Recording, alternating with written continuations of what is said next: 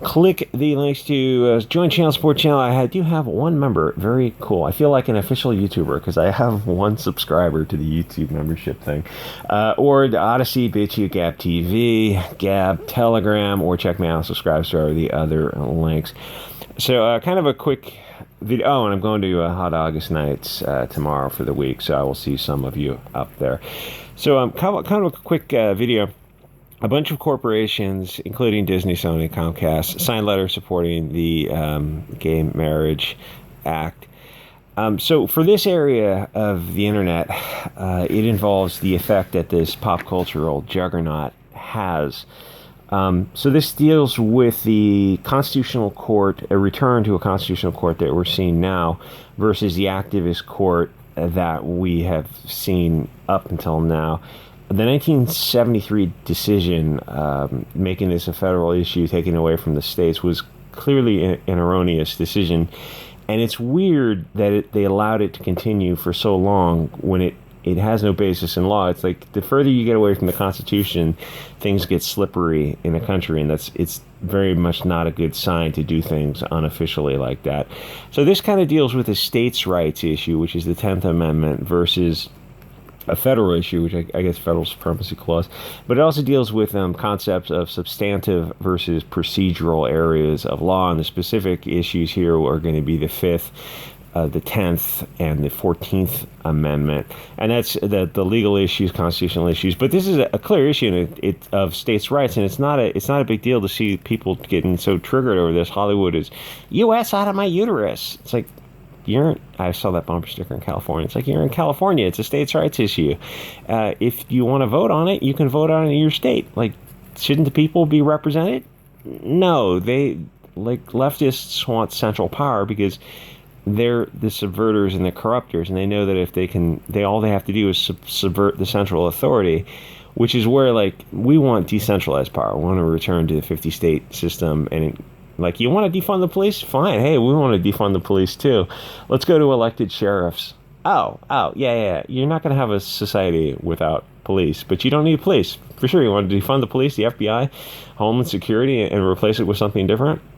Fine, that's the federal level. But at the state level, defund the police and have elected sheriffs, so they're more directly tied. They're more responsible to the people. Where if you have a sheriff by county, then you can have a super state sheriff kind of thing. It's like, yeah, make those all elected positions, and then you hold them more accountable, where they're not removed from power, like you're electing governors or mayors and they're handing the police thing. It's like, no, let's return that power to the people. Or if you want to live in a town without any police presence whatsoever, it's like, hey, good luck to you. It would turn into a Liberian warlords overnight. You saw what happened to the Chaz. I mean, you have to be effing insane to think that. Anyway, so the pop cultural issues with this pretty clear constitutional issue of the Founding Fathers clearly envisioned the states having rights over these kind of things. No, there's no right to privacy to delete the kid in your womb any more than you can say the privileges and immunities are going to apply to we the people. Well, that right would apply to the life in being after conception. But the pop cultural issues is more so with Disney, because you look at Disney and think, well, how many movies came out of Disney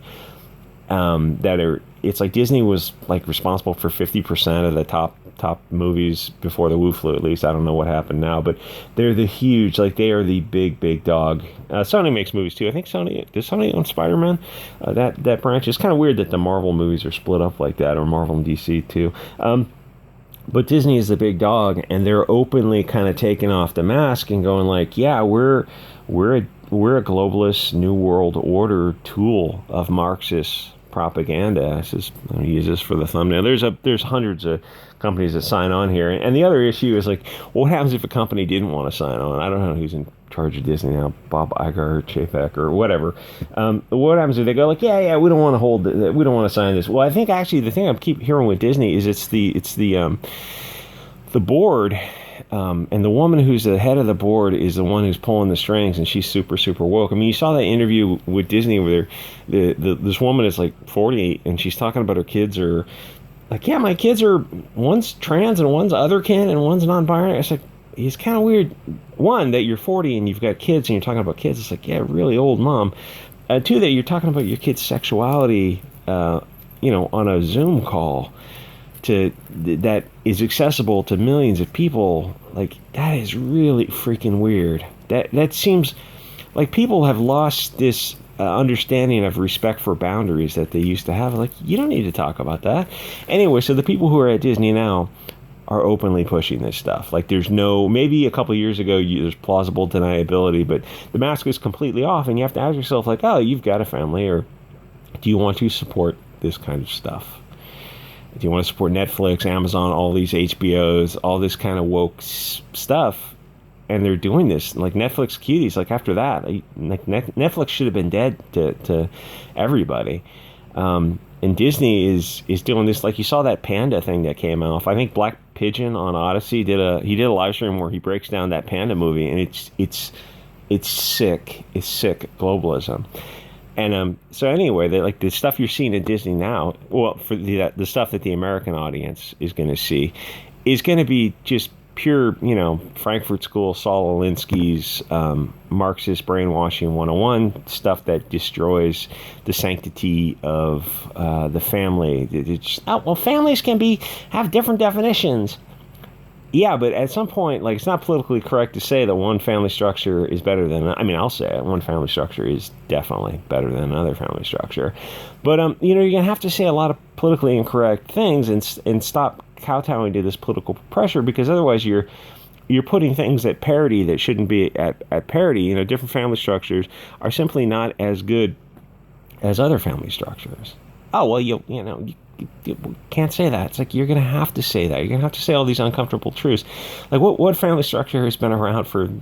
Which one has a longer period of success? Well, is it conservative? Is someone who asks why the fence is in place before you tear it down? And this is like, I'm going to do this other long video for Odyssey and BitChute. It's not politically correct at all. That's an understatement, friends.